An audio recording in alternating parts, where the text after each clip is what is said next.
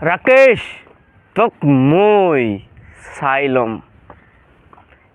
এই গালিটো সকলোৱে ৰাকেশক এইকাৰণেই দিয়ে, বা যদি এয়া অভিনয় নহ'ল হয়, বাস্তৱ হ'ল হয়, তেতিয়াহ'লে ৰাকেশ তোক মই চাই ল'ম নহয়, ৰাকেশ কিবা এটা গালি দিলে হয়, কিন্তু দিব নোৱাৰে ইয়াত। এইটো এটা চিৰিয়েল হয়, সেইকাৰণে। আৰু ৰাকেশক চাই ল'ম বুলি গালি খোৱাৰ কাৰণ হৈছে এইটোৱে। আমি সকলোৱে ভাবিছিলোঁ যে ৰাকেশ বেহৰবাৰী আউটপোষ্টৰ পৰা গুচি যাব।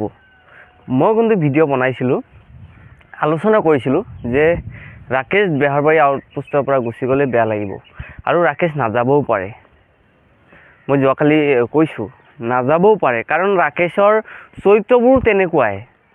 ৰাকেশৰ অভিনয় কৰা চৰিত্ৰ, অৰিজিনেল চৰিত্ৰৰ কথা কোৱা নাই, ৰাকেশৰ অভিনয়ৰ চৰিত্ৰবোৰ তেনেকুৱাই। সেইবোৰ কাম কৰিয়ে থাকে, ইটো সিটো জেং লগোৱা কামবোৰ কৰিয়ে থাকে।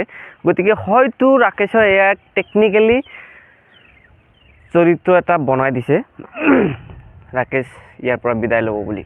আৰু ৰাকেশৰতো ইটো সিটো মিছা কথা কৈ পইচা লুটাৰ ধান্দা আছেই। আগতেও কাৰোবাৰ বাৰ্থডে হ'ব বুলি ডেটটো সি নিজে মনত পেলাই সকলোকে উচতাই দি পেলাই পইচা লৈ মিঠাই চিঠাই আনি মই উইচ কৰিছোঁ, ময়ো খৰচ কৰিছোঁ বুলি কৈ কাৰোবাৰ পৰা পইচাটো লৈ লয়। যাৰ বাৰ্থডে তাৰ পকেটৰ পৰা লৈ লয়, কিন্তু মিঠাই আনিবলৈ পইচাটো সি দিয়া নাছিল, বেলেগে দিছিল। ঠিক তেনেকৈ সি পইচা কেইটামান যোগাৰ কৰি ল'লে, মোটা অংকৰ পইচা যোগাৰ কৰি ল'লে ইয়াৰ পৰা বিদায় ল'ম বুলি। এয়াও হ'ব পাৰে, এতিয়াও ঠিক হোৱা নাই যে, এতিয়াও ক'ব নোৱাৰি ৰাকেশ বেহৰবাৰী আউটপোষ্টৰ পৰা গুচি যাব নে থাকিয়ে যাব, নাযায়।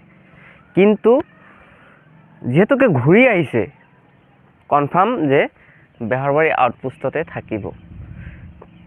যোৱাকালি আগৰ এপিছডটো চাই মই কিন্তু তেতিয়াৰ পৰা গম পোৱা হৈছিলোঁ যে ৰাকেশো যদি বেহৰবাৰী আউটপোষ্টৰ পৰা গুচি যায় তেতিয়াহ'লে ভাল নলগা হৈ যাব। তেতিয়া মই কৈছিলোঁ, কিন্তু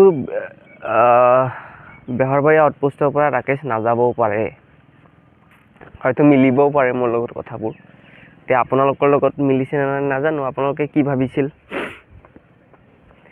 এতিয়া কথা হ'ল কি, ৰাকেশ আৰু তৰামাই এই দুজনে আছে পুৰণা বেহৰবাৰী আউটপোষ্টৰ। কাৰণ আগৰ বেহৰবাৰী আউটপোষ্ট আৰু বৰ্তমানৰ বেহৰবাৰী আউটপোষ্টৰ মাজত বহুত পৃথক এটা ধাৰণা নহয়, মনোৰঞ্জনৰ ক'ব নোৱাৰি আৰু। কাৰণ এটা বস্তু চাব, বেহৰবাৰী আউটপোষ্টৰ খণ্ডবোৰ মানুহে ফেচবুকত চোৱাও দেখা পোৱা যায়। 1 মিনিট, 2 মিনিট, 5 মিনিটৰ এনেকুৱা কাটিং খণ্ডবোৰ চাই থাকে, ইণ্টাৰেষ্টিং খণ্ডবোৰ। আৰু এতিয়াও এই আগৰ পৰা এতিয়ালৈকে যিবোৰ খণ্ড চাই থাকে, চব আগৰ খণ্ড। কে আৰু মোহন থাকিবই লাগিব। যিটো খণ্ডত কে আৰু মোহন নাই, তেনেকুৱা কোনো খণ্ড ফেচবুকত কাটিং কৰি আনি কোনোবাই আপলোড দিয়াও দেখা নাই, কোনোবাই চাই থকাও দেখা নাই। তাৰ মানে কি, ইণ্টাৰেষ্টিঙো নাই। ইমান দিনে কে মোহন যোৱাৰ পিছৰ পৰা প্ৰায় 2 বছৰে হ'ব, ইমান দিনে এনেকুৱা এটা ইণ্টাৰেষ্টিং খণ্ডও ওলোৱা নাই, যিটো নেকি ফেচবুকত আপলোড দিলে ভিউজ হ'ব, মানুহে চাব বা চোৱাৰ ইচ্ছা যাব। সেইটোতে গম পোৱা যায় যে বেহৰবাৰী আউটপোষ্টৰ মানে কি আগতে বহুত ভাল আছিল। উপায় নাই, সময় পৰিৱৰ্তনশীল, কোন ক'ত যায় নাজানো, কোনেও নাজানে। গতিকে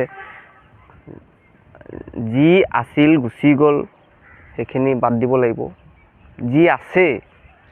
যিখিনি আছে সেইখিনিৰ লগতে মিলাই ভাল বা উন্নত কৰিবলৈ চেষ্টা কৰিব লাগিব।